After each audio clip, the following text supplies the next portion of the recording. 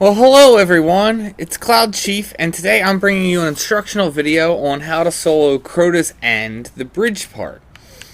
Now, before I get into details about this is going to be explaining how to solo it, and there's going to be 3 different ways to get over to the other side, which is the difficult part.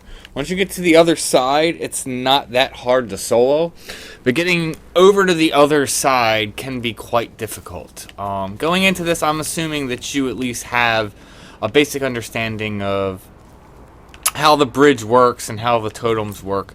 So I'm not going to go into great details on that. If you need more details on that, feel free to check out one of my other Crota's End videos that's giving instructions on how this works.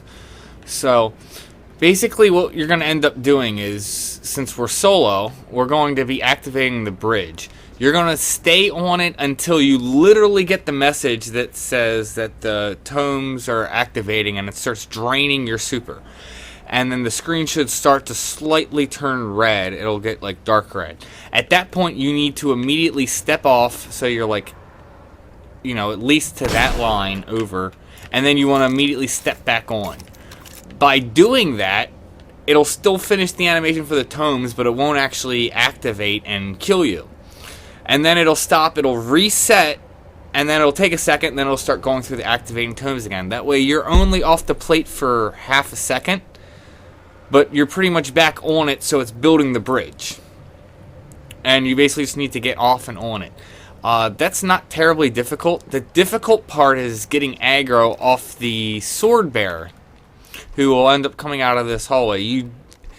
Generally, when I've had to get him come charging at me, I've had to hit him like 3 or 4 times, get his health down below 75%, because that'll generally get aggro. If not, he tends to either run most of the time down this way or up this way, making it extremely hard to build the bridge and get the sword so you can get across to the other side. So that's where the difficult part is. Typically, if I'm trying to do this without, with building the bridge, if he just runs off to the other side, I'll just end up resetting the map, because it's not worth trying to struggle through that and get his aggro while building the bridge.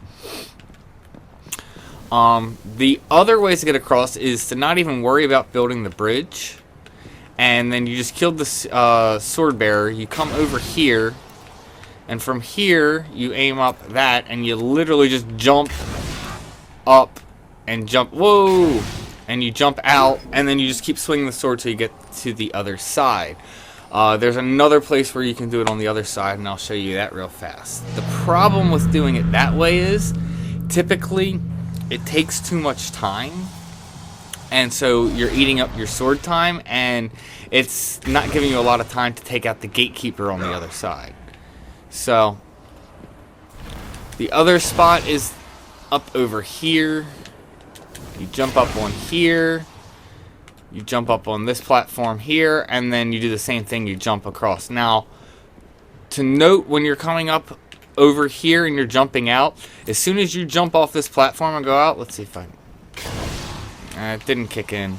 And I killed myself again. But as soon as you get out far enough, it'll start doing the 5-second countdown that you need to return to the area or you die.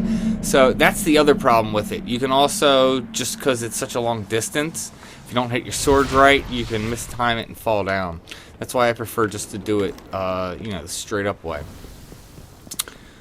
Weapons recommended for this, I recommend a Fatebringer for the thralls, and an Icebreaker to try and take out the boss, and Corrosive Measures for when you get to the other side and take out the mobs. But any weapon will do that'll get you through this. I'm just, obviously I'm trying to use the best weapons that I have to try and make it easier on me. But I'll explain the other part in details once we get over there. But that's the hardest part, is getting the bridge built and getting to the other side. Once you get over on the other side, you pretty much kind of want to just go over to this right side and hang out and just wait, and 2 ogres will spawn. As soon as the 2 ogres are dead, that is it.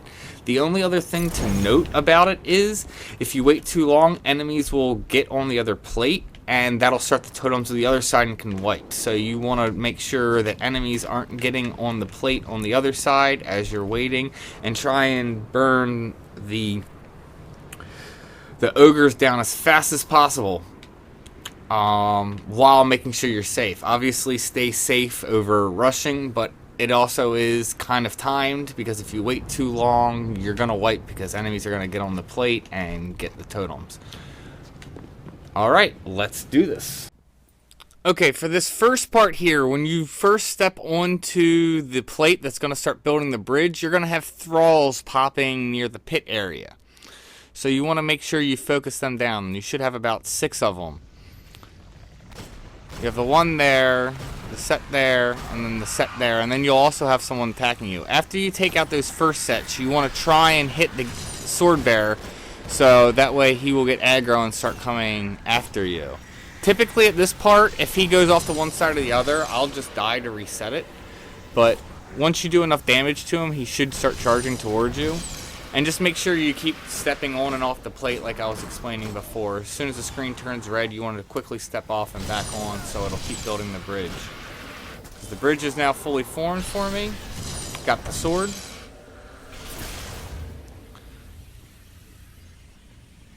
So now I make my way across. For the gatekeeper, I find it best just to, if you're level 31, you can just hit R2 3 times and that'll take the gatekeeper down. Very easy, and it keeps him stunned.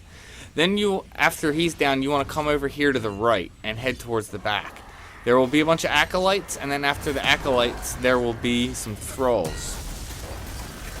You want to take them out, and once they're taken out, you want to head over to the right totem, because near the right totem is kind of a safe area where enemies tend not to gather, and you kind of want to wait in that area and pick off enemies while the ogres spawn. If any enemies start heading towards the plate that builds the bridge, be sure to take them out, because if they're standing on there, it'll end up building the bridge, end up building up the totems, and then that'll end up, wiping you. Also, while you're waiting for the ogres to pop, there will be either a wizard or a knight. Both of them will end up being yellow. You want to try and focus them down, because they can be quite a nuisance while you're trying to take out the ogres. So you want to try and take them down, as fast as possible before the ogres pop. So now he's down, so now we're just keeping an eye out for the ogres. The one will pop on this side, the one will pop on, the duplicate side.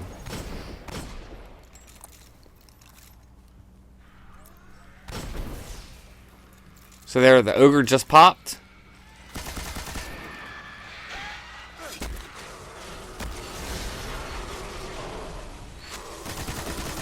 So you want to make sure you keep yourself safe more than anything else, but try and take them down as fast as possible. But safety is obviously more key than speed.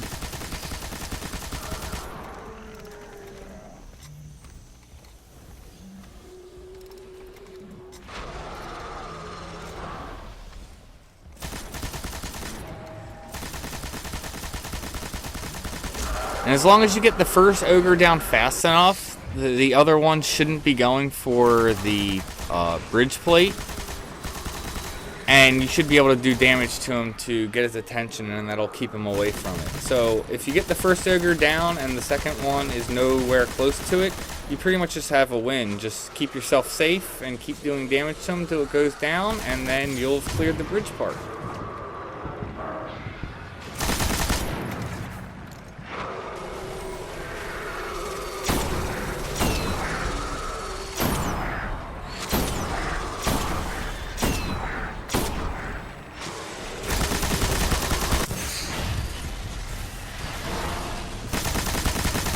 Once you get the second ogre down, that's cleared. And then you'll get your drops. I hope you enjoyed this video. I hope you got some value out of it. If you did, make sure you hit the like, subscribe, and favorite buttons. And may you have success in all you do.